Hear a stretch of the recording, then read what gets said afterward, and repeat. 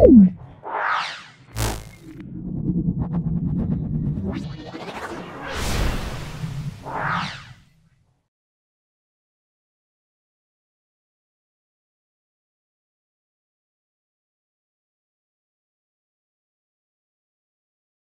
নাও, রানাঘাট পিসি high school. খুব ভালো করে ভিডিওটা প্রথম থেকে শেষ পর্যন্ত দেখো। এটাই আমাদের লাস্ট ভিডিও, অর্থাৎ প্রশ্ন বিচিত্রা ফার্স্ট সামেটিভের এটাই লাস্ট ভিডিও। খুব ভালো করে দেখো, অবশ্যই ভিডিওতে উপকৃত হবে। চলে এসো, প্রদত্ত কোনটি ওজোন স্তরকে ধ্বংস করে না? ওজোন স্তরকে ধ্বংস করে না সেটা বলবো, CO2-র কোনো ভূমিকা নেই। ওজোন স্তরকে ধ্বংস এগুলো সবই করে, কিন্তু CO2-র কোনো ভূমিকা নেই। সার্বজনীন গ্যাস ধ্রুবক আর এর মাত্রা। সার্বজনীন গ্যাস ধ্রুবক আর এর মাত্রা আমরা কি বলবো? এটা এটা আমরা মাত্রা না বলি আমরা একক বলবো, হ্যাঁ। সেটা হলো joule mole inverse kelvin inverse. এটা আমরা অপশন বি বলবো, হ্যাঁ। এটা মাত্রা না বলে আমরা একক বলবো। তাহলে joule mole inverse kelvin inverse. এরপর চলে এসো, গাড়িতে মোটর গাড়ির পেছনের বস্তু দেখার জন্য আমরা ব্যবহার করব, সেটা ব্যবহার করব উত্তল দর্পণ ব্যবহার করব। হর্ষদৃষ্টির ক্ষেত্রে চোখের দ্বারা প্রতিবিম্ব গঠিত হয়। চোখের দ্বারা প্রতিবিম্ব কোথায় গঠিত হয়? আমরা বলবো রেটিনার সামনে। দেখো, রেটিনার সামনে গঠিত হয়। দেখো, হর্ষদৃষ্টি দেখে নাও,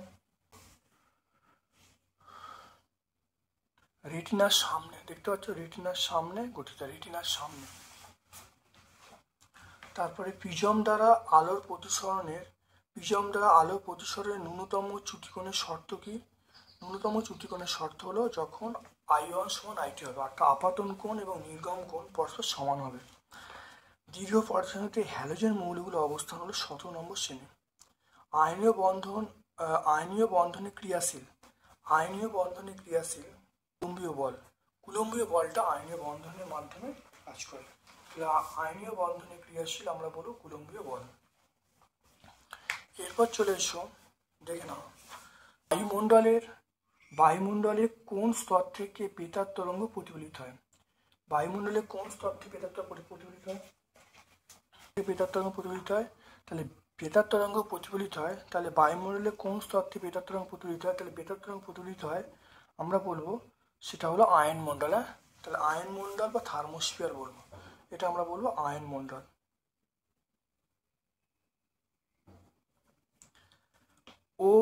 ওডিপি এটা হলো ওজোন ডিপ্লেশন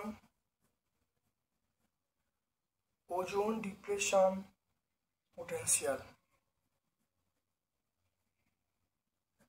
ওডিপি মানে ওজোন, এটা হলো ওডিপি, হ্যাঁ, ওডিপি, ওজোন ডিপ্লেশন পোটেনশিয়াল। খুব ভালো লিখে নাও। বায়ুমণ্ডলে কোন স্তরকে ক্ষুব্ধ মণ্ডল বলা হয়? বায়ুমণ্ডলে কোন স্তর ক্ষুব্ধ বলা হয়? এটা হলো ট্রপোস্ফিয়ার। এটা আমরা কোন স্তরকে বলবো? ট্রপোস্ফিয়ারকে বলবো।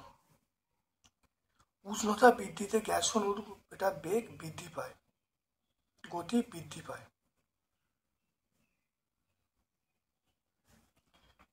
-23 সেন্টিগ্রেড পরম শূন্য উষ্ণতার মান কত?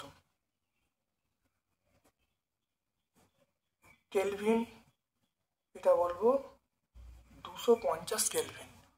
তাহলে 273 থেকে 23 বাদ দেবো, 273 বাদ দিলে 250 কেলভিন। তাহলে 273 থেকে 23 বাদ দিলে আমরা কত পাবো? 250 কেলভিন পাবো। দেখো, জল সাপেক্ষে কাঁচের প্রতিসরাঙ্ক এবং কাঁচ সাপেক্ষে জলের প্রতিসরাঙ্কের মধ্যে সম্পর্ক। তাহলে জল সাপেক্ষে কাঁচের প্রতিসরাঙ্ক এবং কাঁচ সাপেক্ষে জলের প্রতিসরাঙ্ক, এটা এক। এটা হলো জল সাপেক্ষে কাঁচের প্রতিসরাঙ্ক, এটা কাঁচ সাপেক্ষে জলের প্রতিসরাঙ্ক, সম্পর্ক হলো এক। তাহলে এই দুটোকে গুণ করলে আমরা এক পাবো। তারপর দেখে নাও, এসটিওপি সিগন্যালে লাল বর্ণ ব্যবহার করা হয় কেন?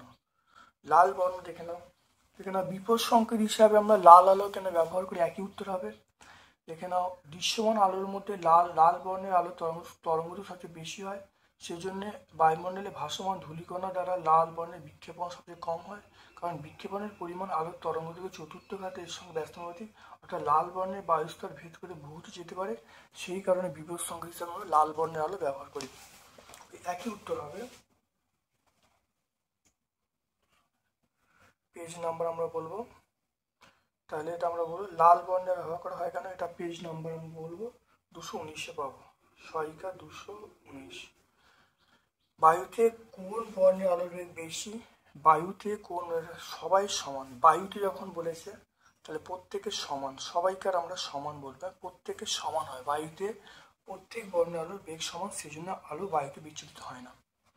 আয়নীয় যৌগ কি তড়িৎ প্রদান করতে পারে? হ্যাঁ, আয়নীয় যৌগ কঠিন অবস্থায় তড়িৎ প্রদান করতে পারে না। আয়নীয় যৌগ কঠিন অবস্থায় তড়িৎ প্রদান করতে পারে না, জলে দ্রবীভূত বা বিশ্লিষ্ট হলে তখন তড়িৎ প্রদান করতে পারে। আয়নীয় বন্ধন সম্পর্কে বিজ্ঞানী কোসেলের প্রস্তাবনা। বিজ্ঞানী কোসেল, দেখো বিজ্ঞানী কোসেল যে প্রস্তাবনা দিয়েছে নাম্বার 1, সেটা দুটো ভিন্ন মৌলের রাসায়নিক মিলনের সময় একটি ধনাত্মক মৌল এর বহিস্থ কক্ষপথে একবার ইলেকট্রন বর্জন করবে, অপর ঋণাত্মক মৌল ওই ইলেকট্রন গ্রহণ করবে, 1 নম্বর পয়েন্ট। আর নাম্বার 2 হলো অবশ্যই নিকটবর্তী নোবেল গ্যাস মানে ইস্ক্রু গ্যাসের ইলেকট্রন বিন্যাস লাভ করবে। এটা 105 পেজে পাবো।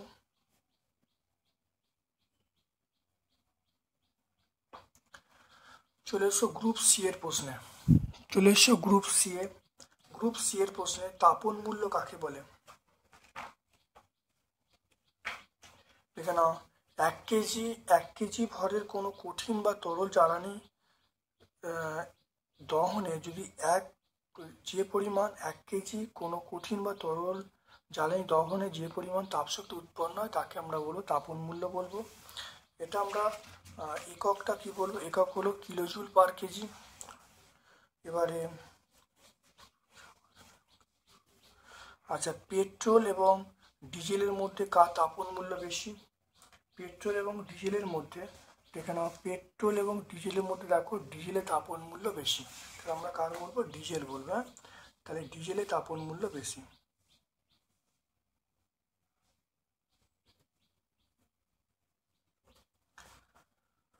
বেলুনে, দেখে নাও, বেলুনে হাওয়া ভরলে চাপ ও আয়তন দুটি বৃদ্ধি পায়, বল সূত্র কি লঙ্ঘিত হচ্ছে?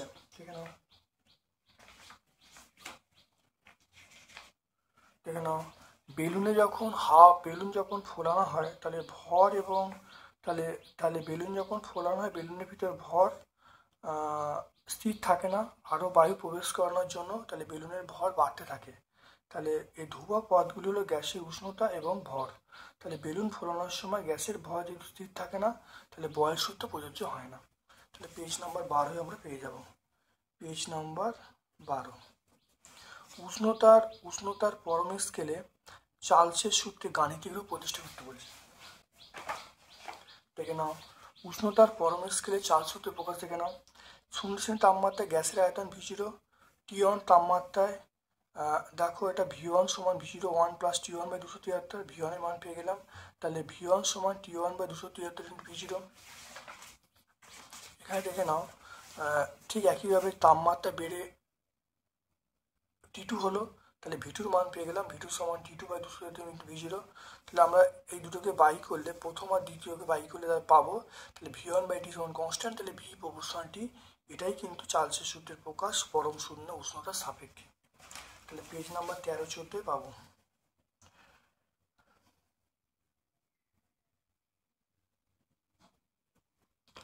তারপর দেখো, কাঁচের স্ল্যাবে আলোর প্রতিসরণের ক্ষেত্রে প্রমাণ করে আপাতিত রশ্মি নির্গমনশীল পদার্থ সমান্তরাল। কাঁচের স্ল্যাব, এটা হলো কাঁচের স্ল্যাব। আলোর প্রতিসরণের ক্ষেত্রে দেখে নাও, কাঁচের স্ল্যাবে আলোর প্রতিসরণের ক্ষেত্রে দেখে নাও, এখানে দেখো বি বিন্দুতে আলো পড়লো, বি বিন্দু ক্ষেত্রে প্রতিসরাঙ্কের মান বার করলুম, সি বিন্দু ক্ষেত্রে প্রতিসরাঙ্কের মান বার করলুম, বার করে দেখো গুণ করা হলো, গুণ করে দেখো পাওয়া গেল I1 সমান I2, অর্থাৎ কাঁচের স্ল্যাব থেকে নির্গত আলোক রশ্মি পরস্পর সমান্তরাল হয়। আমরা এই ছবিটা আঁকবো, ছবিটাকে এটা করে দিলেই কিন্তু উত্তর চলে আসবে। পেজ নাম্বার 44-45 পাবো। 44 ছবিটা আর 45 সমীকরণটা। দেখাও যে ক্ষুদ্র উন্মেষযুক্ত দর্পণের ক্ষেত্রে R সমান 2F। দেখে নাও, এটা আমরা উত্তল দর্পণের ক্ষেত্রে বলতে পারি, অবতল দর্পণের ক্ষেত্রে বলতে পারি। F সমান R/2 খুব ইম্পর্টেন্ট প্রমাণ। Page number 40। সোডিয়াম ক্লোরাইডের ক্ষেত্রে আণবিক ভরের বদলে সংকেত কথাটি প্রয়োগ করা হয় কেন? দেখে নাও, খুব ভালো দেখে নাও। সোডিয়াম ক্লোরাইডের ক্ষেত্রে আমরা বলবো অণুর কোনো অস্তিত্ব নেই। এখানে Na+ এবং Cl- আয়নগুলো পরস্পর স্থির তারিতে আকর্ষণ বলের দ্বারা আবদ্ধ থাকে। তাই অণুর কোনো অস্তিত্ব না থাকায় তাহলে এখানে আণবিক ওজনটা অর্থহীন হয়ে পড়ে। তাই সোডিয়াম ক্লোরাইডে NaCl উপস্থিত Na এবং Cl পরমাণুগুলি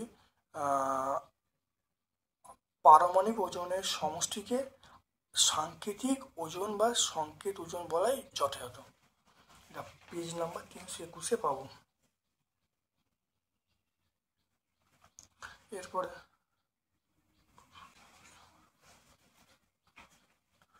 তারপর দেখো HCl অণু লুইস ডট অঙ্কন করতে বলছে।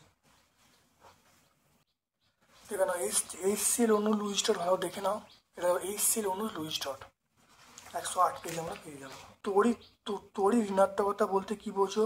পর্যায় সারণীর শ্রেণী বরাবর তড়িৎ ঋণাত্মকতার কিরূপ পরিবর্তন ঘটে?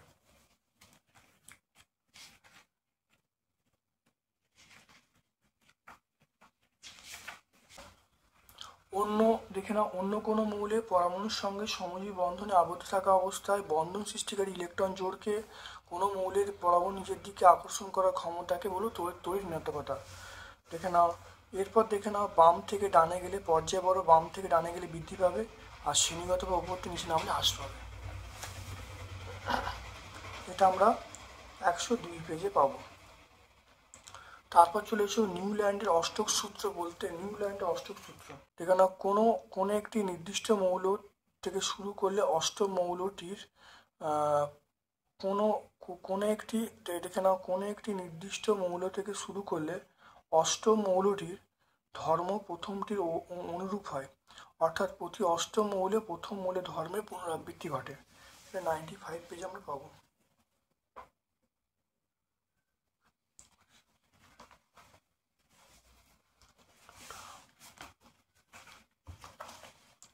আচ্ছা, গ্রুপ ডি চলে এসো। গ্রুপ ডি এ দেখো, গেলুসাকে চাপের সূত্রটি বলতে বলছে, ব্যাখ্যা করতে বলছে। গেলুসাকে চাপের সূত্রটি লিখতে বলছে, ব্যাখ্যা করতে বলছে।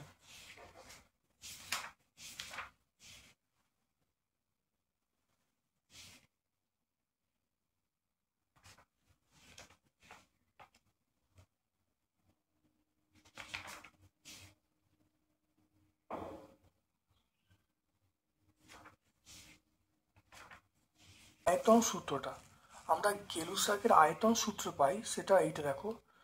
গেলুসাকের আয়তন সূত্র: স্থির চাপ উষ্ণতায় দুই বা ততোধিক গ্যাসের মধ্যে রাসায়নিক বিক্রিয়া ঘটলে তখন বিক্রিয়াকারী গ্যাসগুলির আয়তনটা সরল অনুপাতে পরিবর্তিত হয়। ফলে উৎপন্ন পদার্থগুলি যদি গ্যাসীয় হয় তাহলে আয়তন গ্যাসগুলি আয়তনের সঙ্গে সরল অনুপাতে পরিবর্তিত হয় বা দেখে নাও। তাহলে এটা হলো গেলুসাকের আয়তন সূত্র। তো এটা আমরা আয়তন সূত্র বলবো। হ্যাঁ, গেলুসাকের চাপের সূত্র আয়তনের সূত্র। আর ব্যাখ্যা দেখেন, আমরা এখান থেকে দেখো এই ব্যাখ্যাটা পরিষ্কার পেয়ে যাবো। দেখতে পাচ্ছ, এখানে ব্যাখ্যাটা পেয়ে যাবো, পেজ নাম্বার 15 পেয়ে যাবো। তারপর দেখে নাও, নির্দিষ্ট কিছু পরিমাণ গ্যাসকে 0 তাপমাত্রায় উত্তপ্ত করে চাপ ও আয়তন উভয় দ্বিগুণ করা হলো। অন্তিম প্রশ্নটা করতে হবে। এটা আমরা বিগত স্কুলে আমরা অবশ্যই করেছি। তোমরা প্রত্যেকটা ভিডিও দেখলে অঙ্কটা অবশ্যই তোমরা পেয়ে যাবে। তো প্রমাণ করো প্রিজম দ্বারা আলোরশ্মির প্রতিসরণের ক্ষেত্রে বিচ্যুতি ডেল্টা সমান এটা হলো I1 + I2 - এটা আমরা হয়েছে। খুব ভালো করে এটা আমরা পেয়ে যাব, অনেকবার বুঝিয়ে দিয়েছি।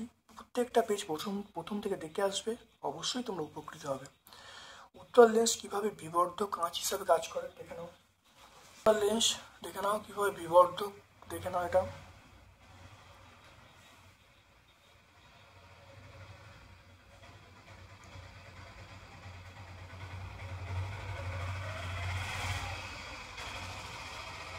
দেখে নাও উত্তল লেন্স কিভাবে বিবর্ধক কাঁচ হিসেবে কাজ করে, খুব ভালো দেখে নাও।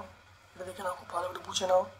কোনো একটা বস্তুকে ফোকাসের মধ্যে রাখলে যে প্রতিবিম্ব তৈরি হয়, প্রতিবিম্বটা বিবর্ধিত হবে এবং দেখে একই দিকে তৈরি হচ্ছে, তাহলে আমরা বলবো সোজা হবে এবং অসৎবিম্ব তৈরি হবে, সমশীর্ষ হবে।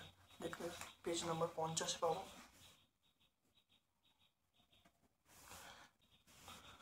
তারপর দেখে নাও অথবা প্রশ্ন, উত্তল লেন্সের ফোকাস দূরত্ব বলা আছে, লেন্সটি থেকে 24 সেন্টিমিটার দূরে বস্তু রাখা আছে, তাহলে লেন্সটি থেকে কত দূরে প্রতিবিম্ব গঠিত হবে, প্রতিবিম্বের প্রকৃতি কেমন হবে। 4.3, তাহলে উত্তল লেন্সের ফোকাস দূরত্ব বলা আছে 18 সেন্টিমিটার। একটি বস্তু রাখা আছে ইউ সমান 24 সেন্টিমিটার। এবারে এখানে দেখো 1/v minus 1/u equal to 1/f, এটা আমরা জানি।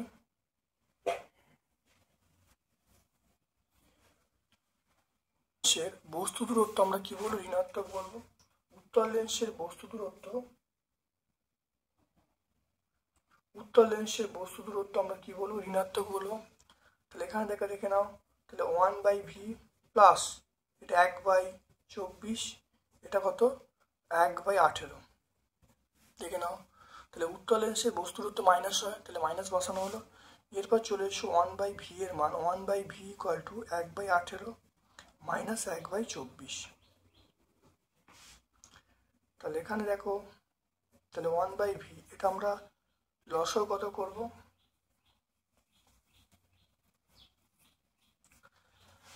এখানে 72 যদি লসও করি, এটা 4 এটা 3, তাহলে আমরা পেয়ে যাব, তাহলে 1/v পেয়ে যাব, তাহলে 1/72, তাহলে ভি এর মানটা পেয়ে যাব, তাহলে 72, ভি এর মানটা আমরা 72 পেয়ে গেলাম, ভি এর মানটা 72। তাহলে এখানে প্রতিবিম্ব, তাহলে এম এর মানটা কি হবে, এম সমান দেখো বলবো v/u, তাহলে v/u আমি শুধু ম্যাগনিটিউড নেবো, তাহলে ভি, তাহলে 72, আর ইউ এর ম্যাগনিটিউড মানে দেখো 24 নেবো, তাহলে কত বলবো, তাহলে 3 গুণ। তাহলে প্রতিবিম্ব কেমন হবে, প্রতিবিম্ব হবে তাহলে 3 গুণ বিবর্ধিত, 3 গুণ বিবর্ধিত সৎ অবশীর্ষ প্রতিবিম্ব তৈরি হবে, প্রতিবিম্ব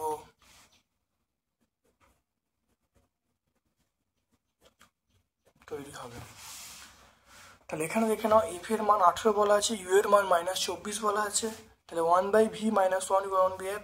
দেখো এখানে দেখো ইউ এর মানটা এখানে বসিয়ে দিয়েছি, তাহলে ইউ এর মানটা মাইনাস ছিল প্লাস হয়ে গেল, তাহলে এটা দেখো 18 মান বসিয়েছি, তাহলে 1/v এর মান পেয়ে গেল 1/1/72, তাহলে ভি এর মান 72, তাহলে এম সমান v/u তার মড, তাহলে ভি এর মান 72 আর এটার মান দেখো ইউ এর মান দেখো -24 ছিল, মড নেওয়ার জন্য +24 হয়ে যাবে, তাহলে 72/3, তাহলে 3 গুণ বিবর্তিত সৎ অবশীর্ষ প্রতিবিম্ব তৈরি হবে।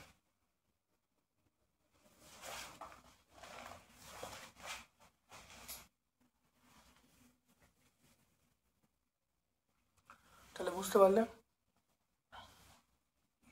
এটা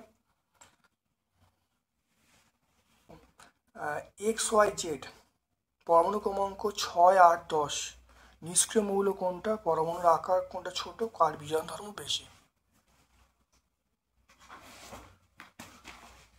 দেখে নাও 6, 8, 10, দেখো এই উত্তর এখানে সব উত্তরই পেয়ে যাবে, দেখে নাও খুব ভালো দেখে নাও, এই উত্তরটা সবটাই হয়ে যাবে, এখানে পরিষ্কার ব্যাখ্যা করা আছে, সব কিছু আছে, এটা আগের পেজে হয়েছিল।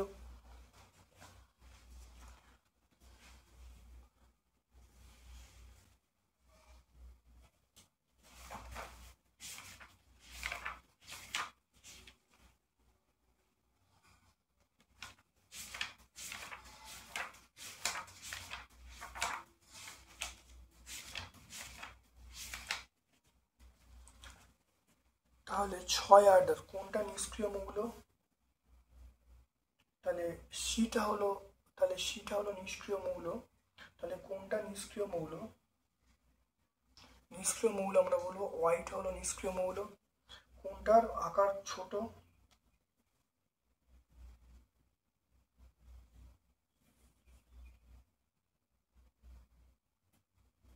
তাহলে ওয়াইটা আকার ছোট। আর বলা আছে কোনটার বিজারণ ধর্ম বেশি?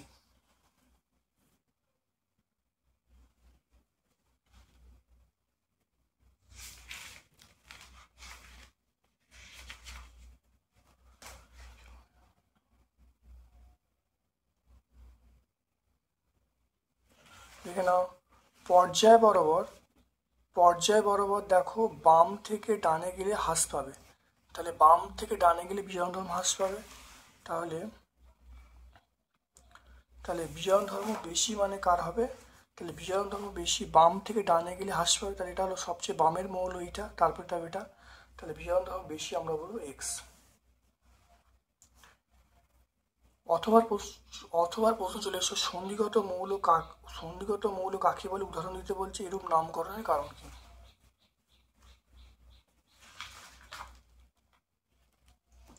এখানে সন্ধিগত মৌল কাকে বলে? সন্ধিগত মৌল বলতে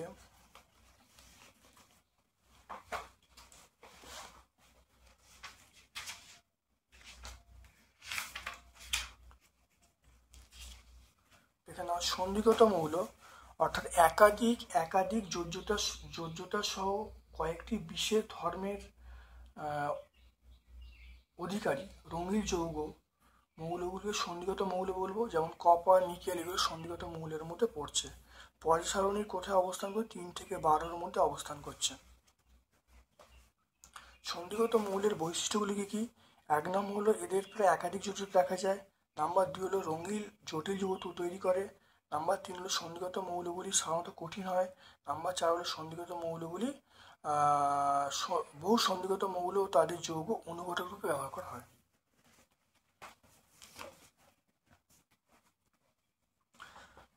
সন্ধিগত মৌলের এরূপ নামকরণের কারণ কি? 1 নম্বর হলো 1-2 শ্রেণীর তীব্র তড়িৎ ধনাত্মক মৌল এবং 13 এবং 17 এই মৌল ঋণাত্মক মৌল। অর্থাৎ এই মৌলগুলির মাধ্যমে তড়িৎ অর্থাৎ 1 এবং 2 এগুলোকে বলা হয় তড়িৎ ধনাত্মক মৌল। আর এবং 13 থেকে 17 এগুলোকে আমরা বলবো তড়িৎ ধনাত্মক মৌল। অর্থাৎ 13 এবং 17 এগুলো তড়িৎ ঋণাত্মক মৌল। অর্থাৎ বলতে পারি যে তড়িৎ ধনাত্মক মৌল তড়িৎ ঋণাত্মক মৌলের মধ্যে একটা সমন্বয় সাধন হয়, তাই এর নাম হলো সন্ধিগত মৌল।